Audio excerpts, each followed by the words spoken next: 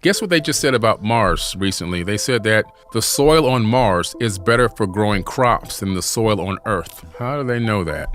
So if we're trying to make our species interplanetary to start some sort of breakaway civilization in case the Earth, we kill ourselves or destroy the planet, wouldn't we want to go to the moon first? Isn't that the most logical first step? It's too close to the Earth. So you see, if you look at what happened to Mars, Mars was orbiting Tiamat, at least according to the Enuma Elish. But there's a hypothesis I have that this information is true because one side of Mars is completely charred and the other side is the most smoothest surface in the solar system. So why is that? Well, you can see that it had a global flood, number one. And why is one side charred? On Mars. One side's charred, the other side's smooth.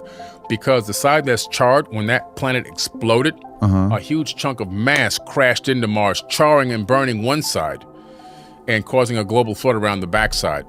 And then slung it into that weird elliptical orbit that it's in right now. And so Mars' equator shifted 45 degrees because why? That mass that hit it from whatever hit it and created a pole shift of the crust of the planet and shifted the equator by 45 degrees. We know that in mainstream science. So you want to work to Mars and then move out from Mars. The good thing about Mars is there's a lot more resources there than on the moon. Like there's water, there's elements, there's gold. You need gold for technology. There's a lot of gold there in veins. There's also weather patterns and weather cycles and rain cycles and everything else. So you can go to Mars and there's less gravity on Earth. Like if you and I went to Mars, we'd be Supermen. You can pick up a boulder and throw it. You dunk on a 20-foot rim because our gravity, our net gravity from the way our bones are structured is based on Earth's net gravity.